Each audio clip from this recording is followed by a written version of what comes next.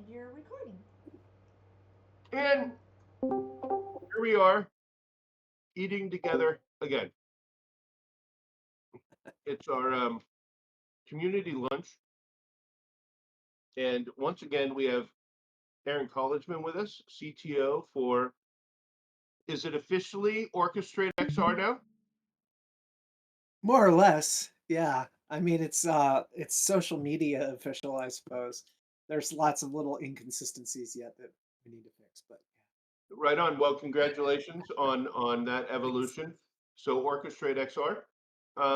And we have spent the last couple of weeks ideating with you and developing a UI UX concept and so, Aaron, will you talk to us about where we're maturing today?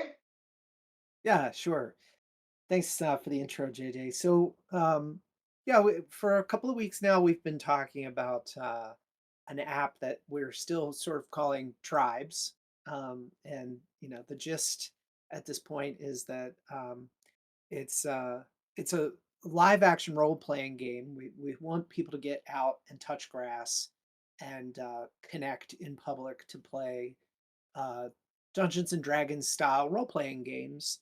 And to enable that to happen, we're imagining a couple of different things.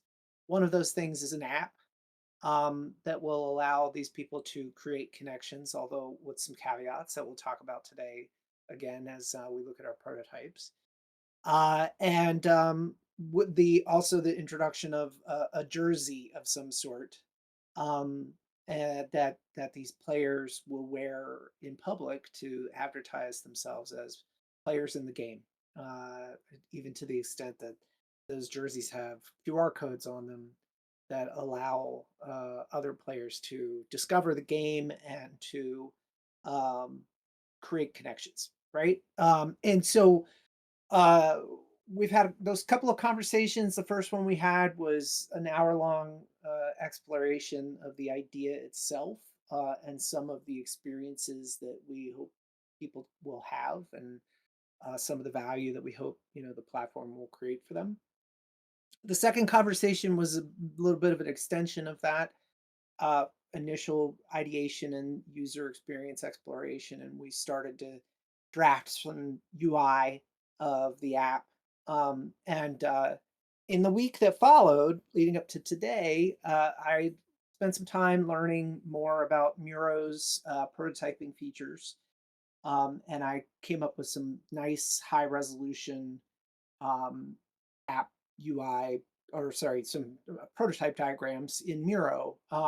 And as you'll see, what's cool about these prototypes, borrowed from other systems, is that you can link them together so that when they're in preview mode, you can actually click on things and move through the prototype. And what's great about, especially about a high resolution version of this, is that that's about as close as you can get to a real app um, without writing any code, or I guess in our case, having AI write some code. And there was also some exploration I did into some other tools, and we can talk about that some today too. Right on. So today, um, you had an idea of where we were going to go with our next process, with our next steps. Yep. Yep. So today, what we'll do is we'll take a close look at the prototypes that I've made, and we'll talk about it, and we'll see what other ideas that sparks for us. Let me just see if I could get this thing out of the way and still be able to see your faces.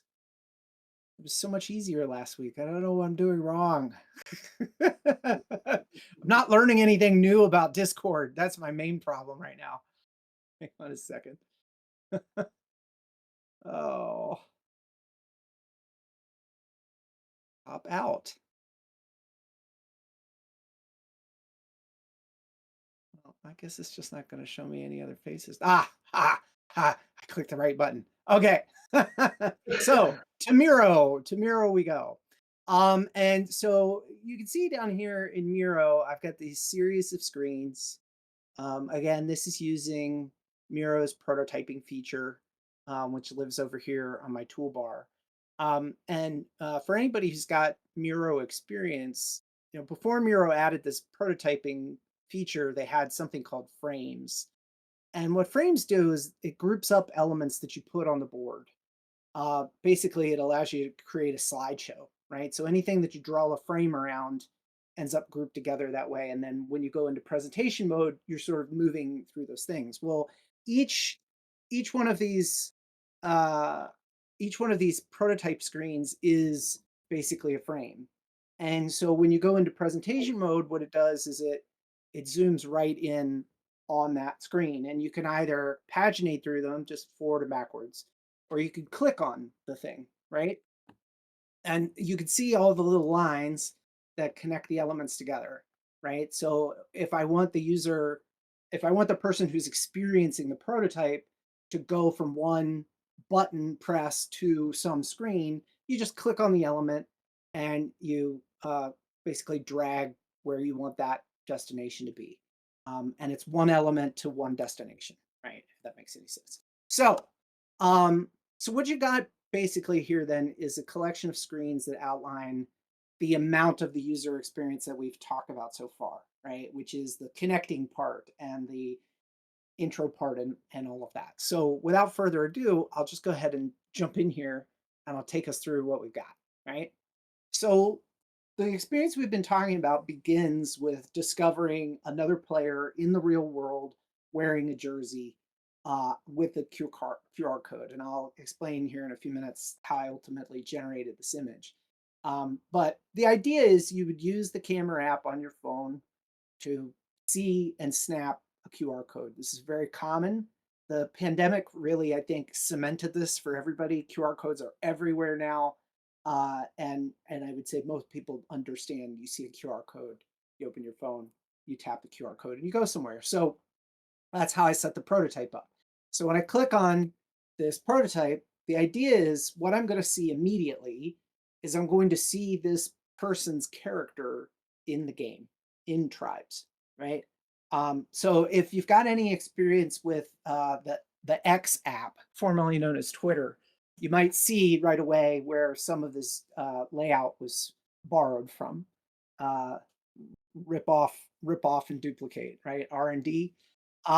So we've got what amounts to a standard social media profile screen, right? You've got a profile image of the person, um, and I can talk a little bit about why I think that's important. Although, as we know, people will upload just about anything into those profile photo slots. So this is not me imposing that on anybody. It's just one way that I imagine people might use the system. Directly under that is the character name that the person has chosen for themselves in the game. In this case, Bone Queen, right? And one of the things that I think is safe to assume about the way people will want to use this is that they will want to have more than one character, and that they'll have a default character so that when they go to a convention that is specifically themed, they'll switch their default to that.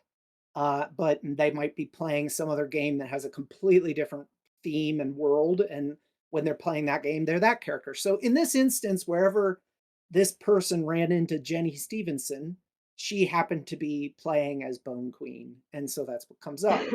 Beneath that, though, is their username on the platform. And this doesn't change, right? Irrespective of what character Jenny is pretending to be that day, her username on the system is Jenny Stevenson. And again, I'm very opinionated here. I chose to express that as a real name. Most people don't do that, as you can see in our own Discord channel. I digress a little bit, but that does make it very hard for me to operate in some of these places. I might be weird that way, but for the last 25 years or so, I've been Aaron Collegeman or Collegeman on every single platform I've ever used. So I have kind of a different approach to that. Anyway, couple other things that make this different, right? What makes this different from other social media interfaces? One is the big giant picture of the character at the top. And in my heart, I really want this to be animated. I don't want this to be a static photo of a character. I want it to be doing things. I want it to be running. I want it to be chopping. I want it to be casting magical spells. if the character happens to be magic wielder, which in this case, in my imagination, this one is, right? And there are some other details here. One of them is the level that Bone Queen is at in the game, level 38. Totally made up. Don't even know if that's reasonable. But Yep. she's a level 38. And the symbol directly next to that represents her class. I think that's the right term. Yep. She's a magic wielder. So it's a Yep. magic hat. And this is one of the first things that is rigged up in the prototype. If I click on this, it gives me this tooltip at the bottom, which says, oh, Bone Queen is a magic wielder, right? That's helping me as a user familiarize myself with this new app and learn more about Jenny at the same time, right? Um, and then we have a skills section. Rather than having a feed immediately, the whole idea here is that as role-playing game players, one of the first things I think those people are going to be curious about is, well, what's Bone Queen's skills? Is she some sort of a fighter? Is she wise? Like what are the attributes she has? And I'm sure that plays into the larger world of campaigns and who you want to party with and all of that, so to speak, right? So that's what that is. And then there's a tab here for achievements as well, but I haven't fleshed any of that out yet. So moving forward, there's basically two actions that you can commit to in meeting Bone Queen, right? One is you don't want to lose her, right? You're not in a position to play the game right now, and you don't want to lose her. And so I've provided this connect button here, which is just amounts to take me through the process of connecting with Jenny, but don't give me any more to do with Jenny right now. And the other major call to action is let's play now. And so no matter which one of these I click on, then the very next step is, have I ever played Tribes before?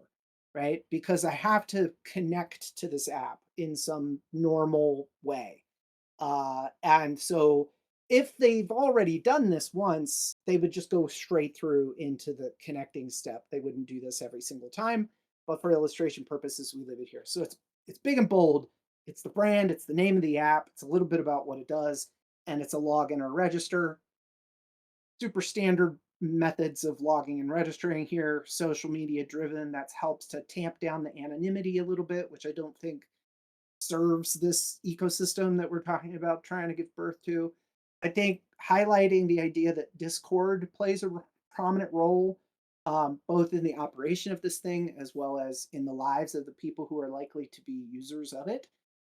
That's a meaningful way of connecting with them and giving them a footing on the system. So they would choose whatever service works for them or just an email address. And then after connecting, we go into this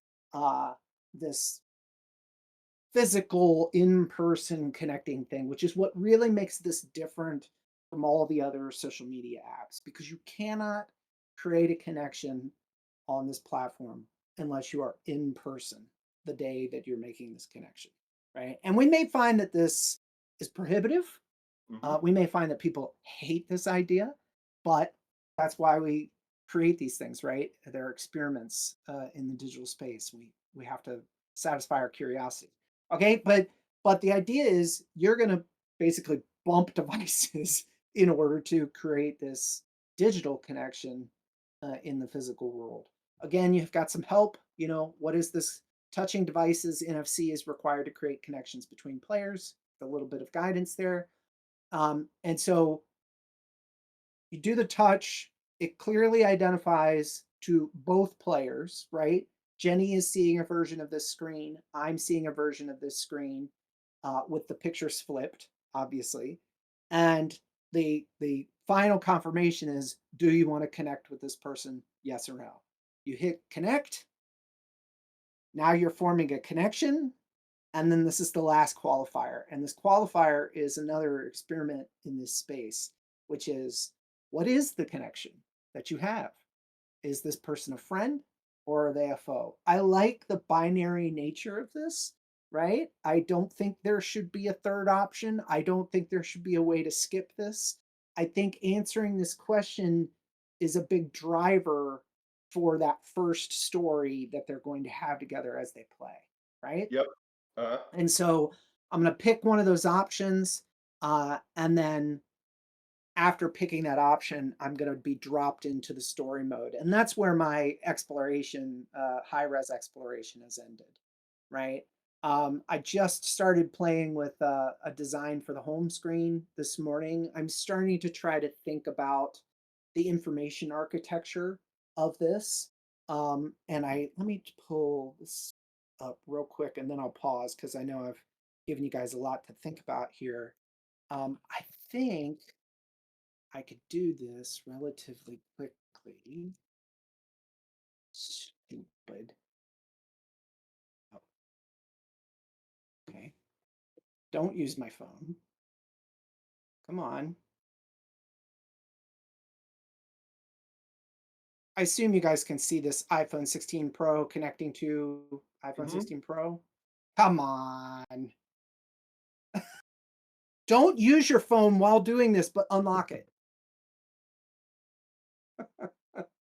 Hmm. Okay. So this is Discord, right?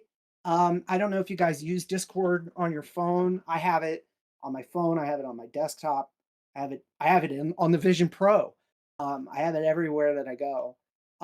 And one of the things that I think about when I think about this experience that we're creating is that campaigns, when you go on a journey with some other players and you have an adventure and there's a dungeon master guiding it and all of that, I think of that as sort of a group chat, right? It has a similar utility, a similar sort of grouping, right? And so the way that Discord organizes this is actually by servers, right? You've got servers down the left, boop, boop, boop, boop, boop, boop, boop, right? All the different servers that I'm a member of. And then in here are all the different channels. Well, I think that within tribes, what we might have is worlds. Here are the different themes that you might connect to. Here's Apocalypse World. Here's Fantasyland. Here's Future Hellscape, whatever, right? And with no prescribed limit to that, right? Because we assume people will want to create worlds. There might be worlds that are curated for players that they can find and discover and join. And then within each world, you have the different campaigns that you're on, right? And it might not be realistic for users to be participating in more than one simultaneously. That doesn't seem like that would be any fun to me, but I think that the ability to go back into them is something that people will probably want to be able to do. Oh, I'm done on this campaign today. Tomorrow I've got a completely different one with another group of Yeah, people. yeah. And Thursday so nights, that, Thursday nights are with these people. Tuesday nights are with these yep, people. Thursday night, I'm a werewolf. Tuesday nights, yep, I'm a pirate. yep. So I'm gonna borrow pretty heavily, I think, from this design as I work on, why can't I move it? As I work on this, right? This is gonna take some hints from that. And of course, the other side of that is if we are serious about interplay with Discord, um, there's reason to be thinking about that now too, right? Like if people are playing in tribes on Discord, what does that look like? What does that feel like? So there's some research I need. So anyway, that's the extent of the prototyping I've done so far. I'd love to have your all's thoughts and use maybe the next 20 minutes to dive a little bit more deeply into anything that you've seen today. So I'm surprised because what I've learned from you is your desire to remove anonymity in this experience, right? And go Just ahead. to be clear, I just want to remind you, as I said that, conditioned all of that with that being an opinion, and that Yep. I'm not certain that that's realistic, except that we've got this requirement that people meet in person in order to form connections. So I don't know how anonymity really plays with that, right? So here's what I like. I like the idea that you take a photo of your face. Um, I like also but remember, people are going to name themselves Grogu, right? they're Yeah, gonna name right. themselves, Starlight. And so it's not about, I mean, Bob. Every once in a while you get a Bob, but but what I like about the face is that the person you're talking to, right, or the person you're walking up to is the right person, right? Mhm. And so I understand. I've been thinking about that since you brought it up, and how just a little bit of safety, just a little bit of accountability. Um, Yeah. I would like the idea of both their. I like the character, and I love the animations, and I can imagine even people paying for different kinds of animation with their character, right? Mhm. I Mhm. mean, we know that Kai really loves the skins and the animations and all of that stuff, and for gamers, their flexes, and Yeah. I like that. I wonder if when you show do you want to befriend me? If you show both the picture of that person and a circle of the picture of their character, right? Yeah. So, Yeah. because, you're really saying, yes, I want Grogu as my, traveling companion. What I really like about friend or foe too is, for me, they break down into the two different experiences, the duel or the campaign. Um, Mhm. and it takes you into, two different experiences. Um, um, I will tell you, I didn't think that the add a person was necessary.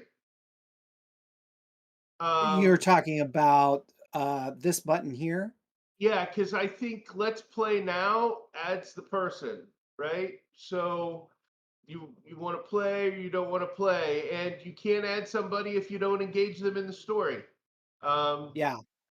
so that was Yeah, just and I appreciate that. I think that what I was thinking about was the the convention floor model of this. And, like I'm walking around and I meet somebody and, for days I've been looking for that special somebody who's a magic wielder who's going to join my apocalypse team, but I don't have 10 minutes to stand here and have that interaction. And as those words are coming out of my mouth, I'm realizing that that's kind of breaking with the whole purposes. user experience that we're talking about here, right? Like if you don't have 10 minutes to stand there and have a short foundational exchange with somebody, then Don't play. what are you doing? Right? Don't play. Yeah. So Well, we I don't play at that I minute, think that right? point is a good point. But Yeah. I like the creative limitation, right? I mean, what we're finding is that people participate because of the creative limitation, right? Yeah, I there's that's I'm glad you brought that up because I remember where you posted that and I wanted you to sort of elaborate on that a little bit, the nature of constraints creating creative opportunities. I'm curious to hear more thoughts come out of your head about that. Yeah, so I mean, I really go to Twitter, right? And the limited number of characters, and how all of a sudden people are willing to do that a million times and read it a million times, right? Yeah. I mean, was there a number that was wrong? Was there a number of characters that if they had started Twitter with that number of characters, it would have bombed, right? You Yeah. know, I don't I don't know. know, what is that range that people were willing to play in, right? And then I start thinking about um role play games, right? And what happens when you add sexuality into role playing games, right? Mm. Often that then becomes the focal point, right? Mhm. There's no other journey, there's no other awareness that is it sucks the exploration out of the room, right? Um, Mhm. and so, when you create story limitations, you encourage people to look at different things, right? Yeah. So, Yeah, so I think that's interesting. I don't know if do you know why the Twitter 140 character limit existed in the first no, place? I'm no, just no. curious if you know the technical reason. So Twitter actually began as an SMS messaging tool, and there was a limit, a character limit built into the SMS exchange. And so when they moved on to the web, they kept that. They could have changed it the moment they moved on to the web, but they kept it. And I agree with you. I think that is part that was part of that brand for very, very long time. All the other systems that were birthed after it didn't have those limits at all, and definitely attracted different behaviors. And for me, I think the real value of constraints is that it constraints enable constraints force decisions is what they do, right? Like if you have infinite time and infinite money, right, or like one or the other of those, you seem to tend to want to take the other extreme, right? If I have infinite money, I'll take infinite time to create, the most perfect version of whatever it is I'm trying to come up with. And so that's one of those things for me. I also really like that you brought up the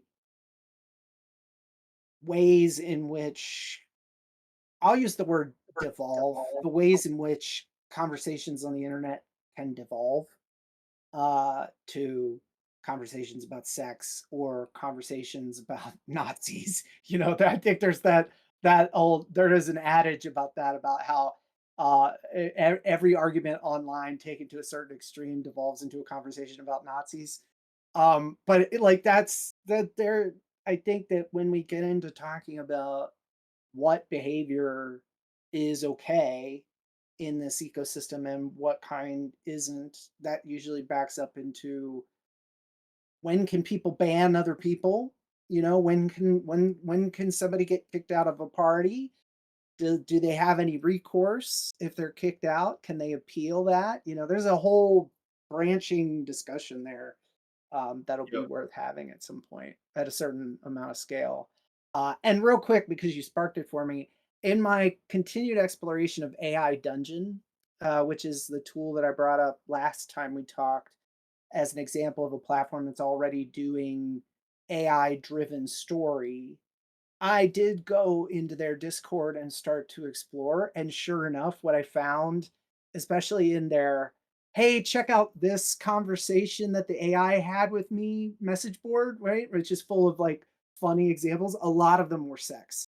A lot of them were, "I got it to start talking about boobs," Yep. and it's Yep. like, great, okay, cool. you know, so you went on Reddit today. Great. you know. Right. So good points, all good points.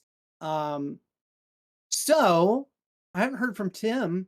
Tim, what did this exploration do for you? I generate a lot of ideas that are to come. As far as the opening, I try to put myself in the shoes of the person scanning and seeing this thing and realizing I have options. Um, I agree with the connecting option. If that was like a standard profile page and you were searching around somewhere and you go, oh, connect with people like you would on the others, I think it would be an online tool. And so I agree with JJ that maybe that's not a necessary thing because the goal is to get them to connect anyways. So I was thinking you want to go that route, but it's the let's play, it's the bold thing. So I wouldn't give them additional options beyond, do you want to play? Yes or no. And then you Mm, still go to the tribe screen. Hey, tribes is this game that does this and that. Look around, and then maybe you jump in and find out, oh, yeah, I'm not into horned creatures that are running around in the Paleolithic times. I'm interested in going to a jungle. Wow, there's this cool world here that I might want to check out. yeah, So what it made me think of is on when I scan a code, I like that. Oh, this is an interesting. I love that the character's prominent because I think that tells a lot of the story right away. I like that yeah, there's a profile on the character, but I didn't see a story element beyond the description of them, right? Like and it made me think, well, what if they're not in a quest right now? What not if they're not part of a campaign? And that made me think, once you join, you're in a lifelong campaign. But then there are many other campaigns you can go through. So I feel like there could be a story element that would be added to Bone Queen if the person chooses to participate. So all of a sudden they get a little thing saying, by the way, there's a little side quest or there's something else like this. So they're almost notified or aware. So when someone comes up to connect with them, it completes a story or it launches a story, something like that. So the story becomes the connection between them beyond the physical connection, right? So I just thought there was a place for story there that I think we can do as early as possible, because it really feels like this whole thing's about writing your own stories and participating in a story, right? I think it is. Um, I think it is too, Tim. Keep going. Keep going. I'm going to illustrate something while you're talking, but keep going. okay. Um, oh, okay. Animated. Then you mentioned the animated character profile when it is there and it's moving. And it made me think of Caius's concept a while back of building out an AI agent to watch you playing your video games. And you forget all the stuff you do, but you come back and you have this recap of all the things you did. Mhm. And I realized, well, this isn't being played online, it's being played in real life. And then I thought, well, they've got a camera on their phone. What is there a photo when they meet each other? Is there something that pulls this together? Because I thought, how do we tell the story if they're reading something, they perform something in the real world and they come back? Well, maybe you just take photos of all these key quests or these key moments when you meet up as a group about to go slay the dragon, a little photo that everybody thumbs up. Then you could use AI to superimpose their characters on, like character Yeah, assets or dude. something. Yeah. And then I thought, well, what if you strung these things together? People take a picture with a comment through the app about to slay the dragon, right?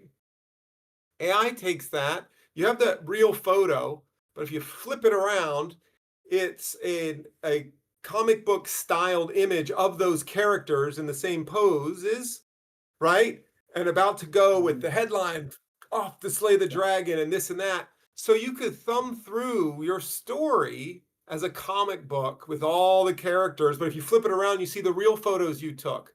So we're creating this digital archive or repository of these stories that other people could see, but on the other side, those of you who participated can see the real you and remember those real moments. And so that kind of said, well, how do we use this tool to not only tell a story, but capture the results and still make it about people being together?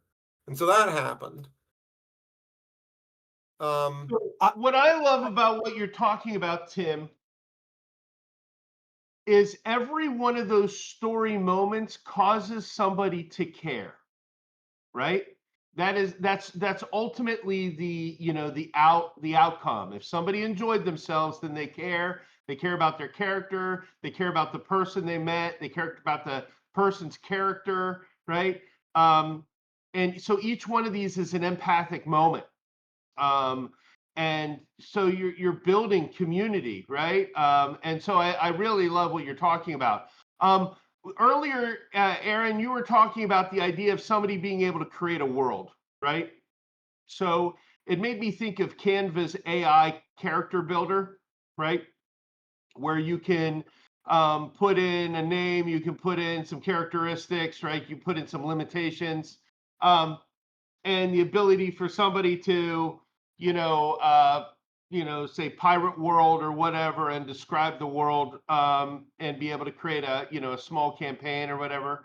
I had not been thinking in any way about that.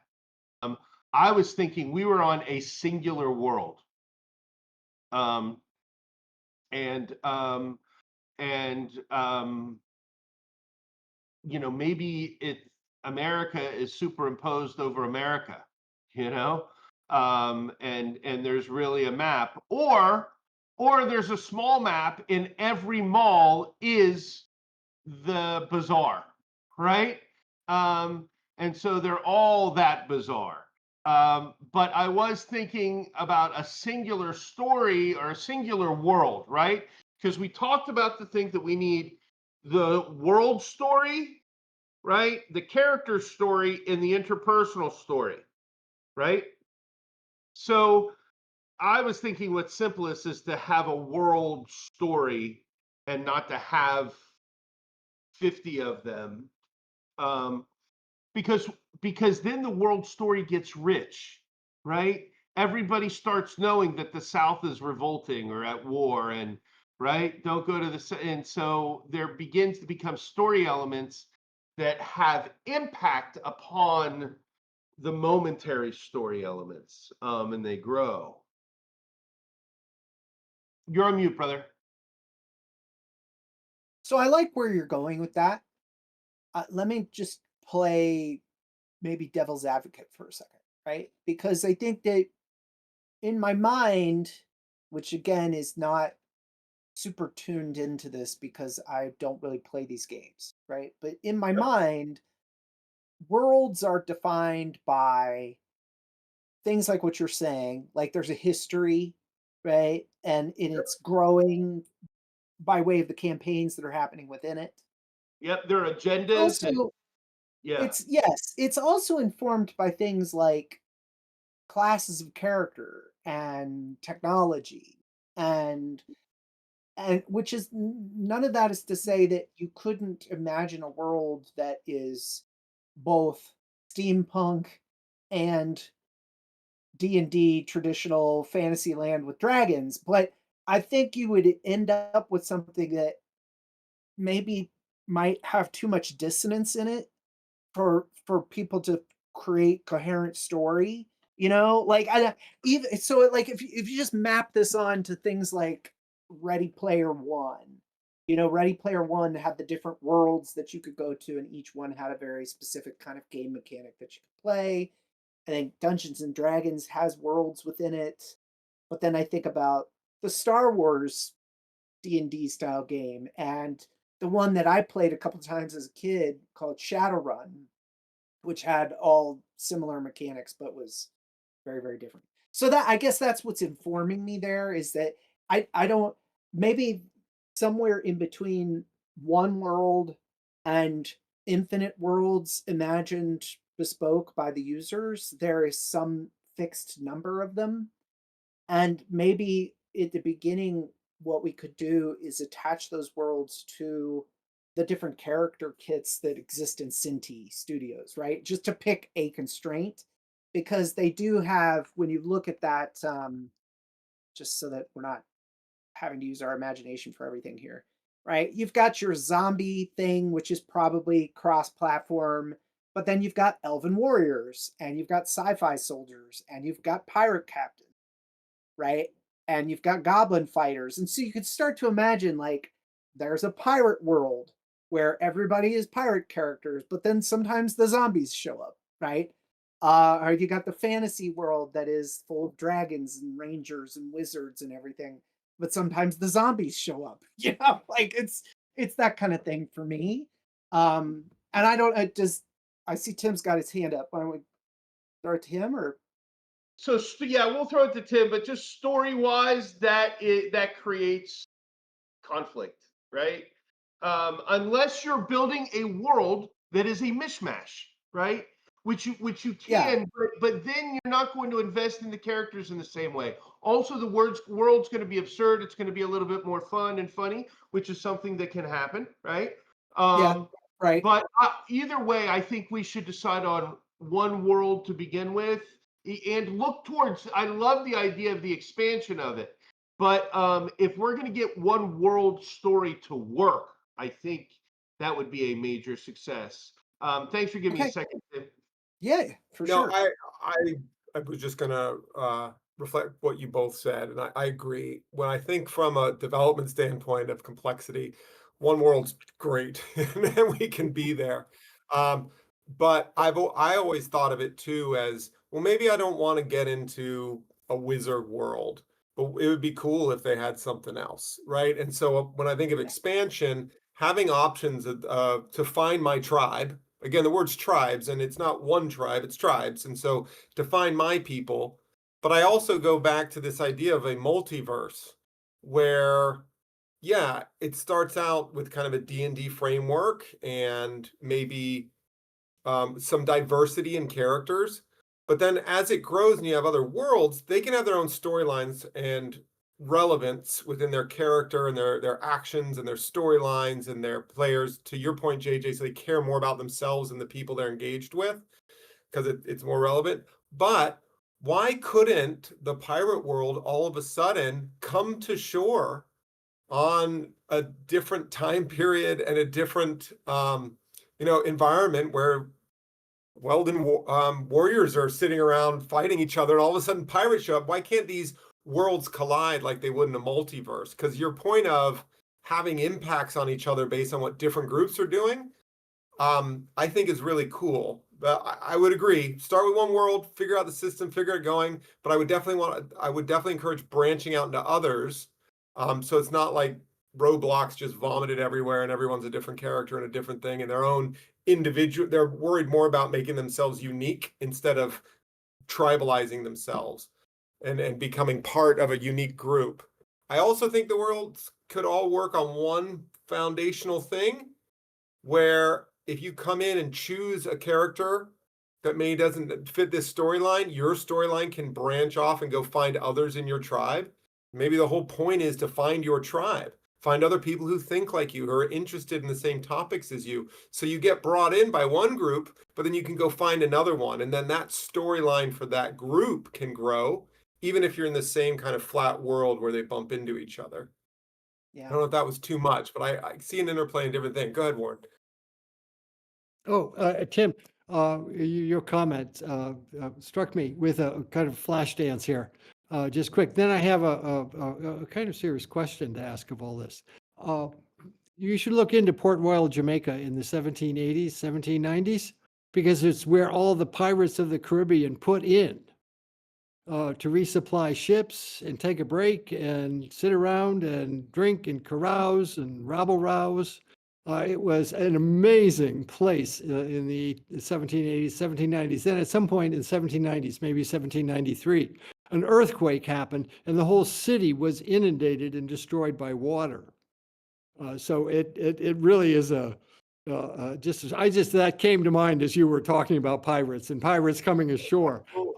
But I do have kind of a serious question about all this, and forgive me, I dropped in after you were going for 20 minutes or so, and I have another meeting at 1, so I've got to go in a few minutes. But I've been giving a lot of thought to story, and here, JJ, I owe you a huge debt. And the times in which you came into my classes, particularly we were putting together the Great Experiment in the early days. You talked about story and how story is crafted in film and in movies. And how one of the things I've come to realize is that in many ways, story is a narrative with a beginning and an end. But in my historical work and particularly with this focus on the Constitutional Convention, which is in and of itself a narrative and a story, although it's very difficult to see. We experience, the present, but also the past in the field of history as episodes, as experiences. And experience itself is chaotic, it's unordered, it's spontaneous, it's capricious. There's no story there. But one of the things we do mentally, what our brains are actually well suited to do, is to see story in ordinary events. And I find the more I look at the events of the Constitutional Convention, I can see storylines. So my intuition here, just in the brief time I can join you, is that when we talk about story, particularly in say role playing, and the way that story can be created out of characters, I think of the way in which the chaotic experience of the past can be crafted into a story. and how we have to be very careful about word that came up a number of times in this conversation, that is limits. We have to be very careful about the limits so that the story doesn't seem to drive the past, but we can still craft a story from the chaos of past experiences. So thank you, folks. You got me thinking about, but I need help on this. So if No, anything I really love it. resonates, then I'd love your input, because I think these conversations that you put together are just fascinating. Before I came on here today, Warren, I was are you familiar with Yuval Noah Harari, the Um, author? I don't think so. Wrote a book called Sapiens, which is Yes, I know. I've right, heard reference to the book. I familiar don't with have, him. Yep. I haven't read it. He's been doing some work around artificial intelligence Hmm. recently, and he's a big advocate of we should be very concerned about what this technology is capable of, and we should be very concerned about how little we actually understand about it. And he is a big advocate for regulating it. And I the video post that I made before I joined us here, I was sort of advocating for him being such a great representative of those problems because he is a historian, right? And because he can take that longer view of, for example, the ways in which we have used the ways in which we've built systems to manage information and create information and organize information. That's such the book he wrote called Nexus is actually all about that. It's a brief history of information systems. Really fascinating read. And I just think that what you said there at the end about not using story to reinvent the past, but using it strategically to engage people in understanding where we have come from and in that understanding where we can go. And I really think that idea is critical. And I think there's a lot of things at work today that threaten that. And I think we have a responsibility to it. And I think that as that relates to what we've been talking about this morning or this afternoon now, I guess, is you know, we should try to make things that are fun and engaging and responsible and don't we try to avoid sending people off on delusions. And I think that that's a vulnerability that exists in this technology, and I think it's something that what we've been talking about making is less vulnerable to, because it always involves real people who you've met in person. This is not you Hmm. just getting online and inviting an AI to the group chat and going on your own deluded journey into Wonderland. You're actually and always taking a human being with you who you've met in person. And I think that's a really important aspect of this. But go ahead, JJ. What I'm gonna Warren have to go, but I want to hear what you have to say, JJ. so Warren, what I heard you say is, how do we interpret this for history, right? How do we take this and apply this? If history is these little, if we interpret life moments as small stories, right? In history, we teach in these little events. How can we place people inside of these events improvisationally without breaking the structure of the choices that were made and the events that took place that influenced the situation?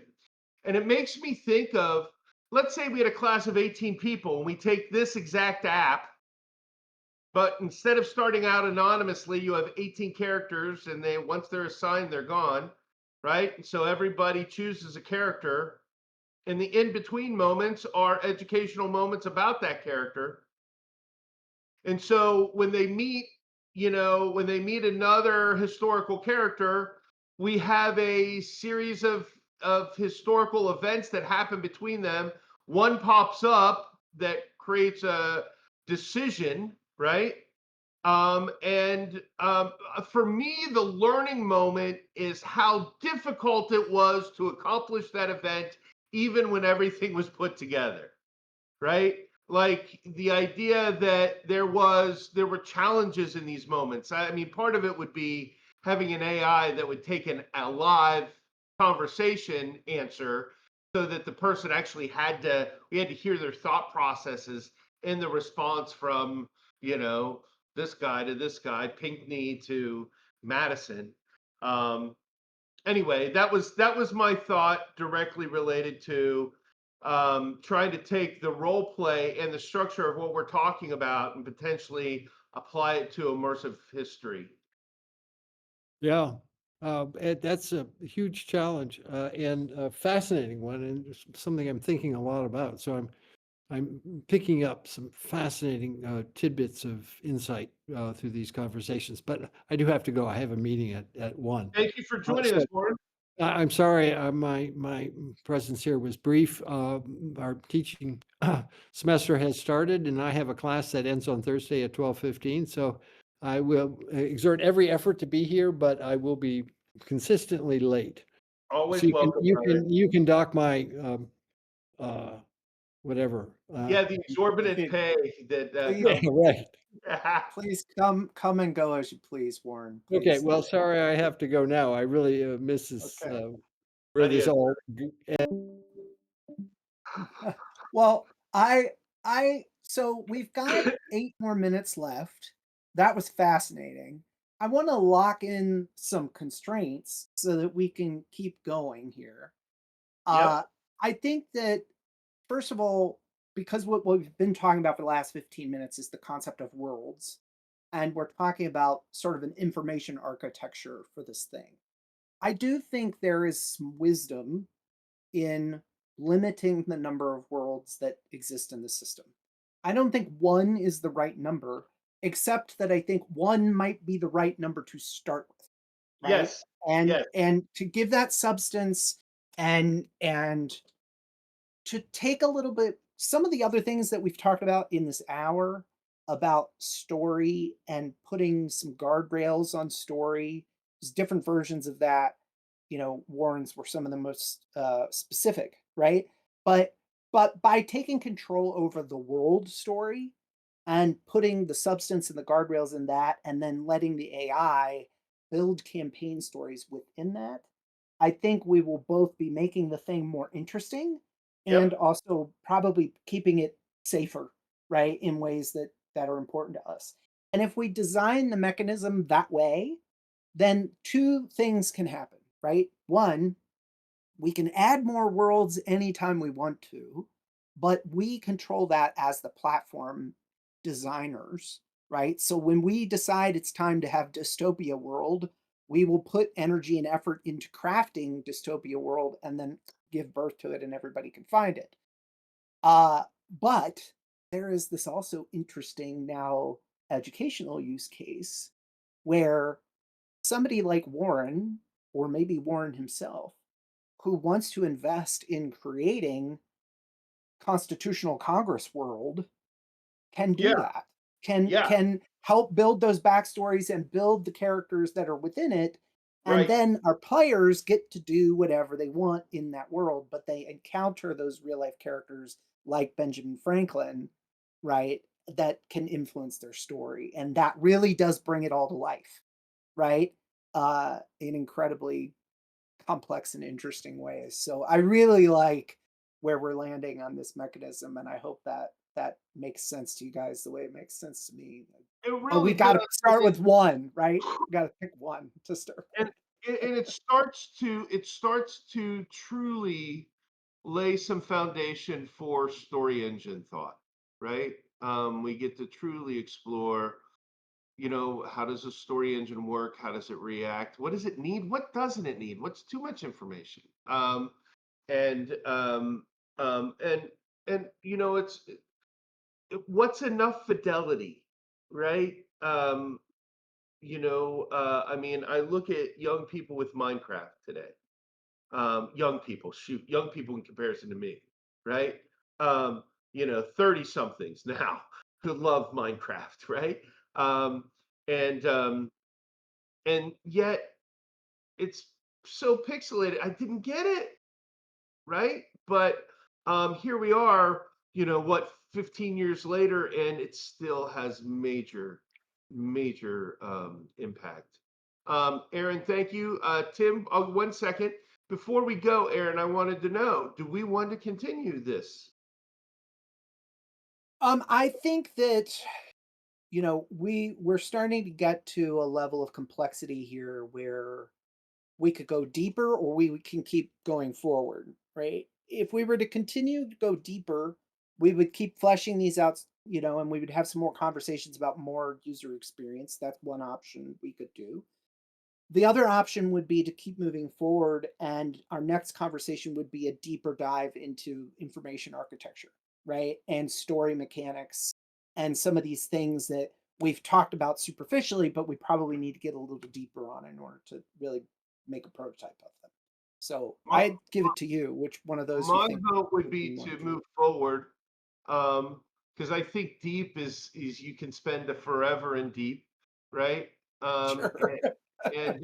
and my thought is, and I think Tim has really been an educator for me over the years of that, right? Which is, look, finish it, finish it, and then make it better, right? And make it make the better. thing. Yeah. Yep. Yep. Tim, I hand it to you. You had Okay. something? Not trying to go deeper here, but a little idea that came after the conversation and the purpose of the app. People go into Minecraft or they go into these other tools because they're escaping. They have an avatar, an alternate um, persona that can do things they can't do because the world is easier to navigate or doesn't have the same limits. We're trying to create a tool that gets people to engage in the world. And so what I was just thinking of, I don't know exactly how it was tied to what Warren was saying, but I know it came out of that, the comments he was making about not changing the past. And if we want these people to buy in, one of the things I was thinking for character attributes is instead of just saying, oh, these are the attributes you need to be full on to be good in this game, what if we ask questions of the person of what do you want your character to be or become? Or we ask them questions, what do you want to become? Right? So the character is embodying their vision for themselves. And based on that, you're given a list of attributes, and then you're given quests that you do in the real world that have your character, your avatar, reflect what you're doing in the real world. Like, I want to be nicer, I want to be more patient, I want to be stronger, I want to do whatever. Well, if your character gets muscles, you don't. But if it says, okay, go do 10 push-ups and take a picture, your character gets evidence of the work you did in the real world, which then made me think storyline, why couldn't we use an AI agent to search social media for localized charity events or things like that? Like, hey, we need to all clean up the YMCA, or hey, we need to do this and that. And then you send out to a bunch of friends, hey, there's a mission of searching for gold or something. You want to participate? Everybody goes, yeah. And then they each get their own little storyline that adds to the big picture. Show up here with a broom, show up here with a bucket, show up there, and they go together. They perform some wonderful thing for the environment. They get rewarded, but they did something real in the real world. And so it just made me think, is there a way to help them tell a different story about themselves through this tool? So when they look back at their flip flow, the things is the mop's a staff, not whatever. And he beat these monster bug, with his mop, the ones that look like dust bunnies or whatever, you beat all these dust bunnies or, little thing like this. So there's this new way to look at your world and how you're engaging in it. So that's what I wanted to end on. I So, see it. so first of all, I think that's a great idea, and I'm glad you went back to it because I'm not quite sure I understood it the first time you pitched it the way that you just pitched it now, and I think it's this storylines or missions, used both words, and I actually like both of them, but I think storylines is the one that's captures more, right? But there's storylines in the game, and then there's storylines in real life, IRL, and I really like that, and I want to make sure we don't lose that. And I want to give you guys something visual to sort of end on here, which is, when I was first fleshing out those prototype screens, I was trying to come up with a name for the character. This is a great application for AI, right? Here's a picture of what the character looks like. Give me 10 names, right? Bone Queen was the first one, so I took it. But then I was wondering, like, okay, what would it look like if Bone Queen was fighting a level 10 wasteland trash monster? That's all I gave it. And this is what it gave me back. Okay, so when you're talking, Tim, about these storylines in real life, and what we've sent them to do in real life is clean up a mess. But then we take Right. the details of that and we spin it through the world story, and something like this comes out. That's really cool. There's a And then this parallel is the between thing these that two. gets You're shared. not living an alternate reality, but you're just changing your view on you. I think it's Dude, something the world needs. they will psychologically connect the two stories, right? Yeah. Right. There will actually be an emotional connection that connects those two stories. Right. And then while they're there, if it's a group of them all going to do something, they've each got their own little independent missions, like go to Bone Queen and steal a lock of hair, do a little thing. So they're doing this and playing this little game, they've also got other little games, and it just makes the world fun. Yeah. And play fun. Teach people how to be people again. For sure. Nice job, Aaron. I Great mean, work. Yeah. Really cool you know, insights into the tools and great questions. yeah, I mean, in the 1940s, right? We had we had clam bakes, you know, in order to get young people out and meeting each other and these things, right? This is our futuristic clam bake, I guess. So we'll end on that. Shall we continue then forward next week, Aaron? Yeah, so next week I'm actually out of pocket. So it would Okay. have to be the week after. So Excellent. yep. So we will This take is a break and bring in another guest next week, and then our series will continue the following. Thank you guys. Thanks everyone for being on the call with us today, and have a great day. Adios. Bye. Thanks, Aaron.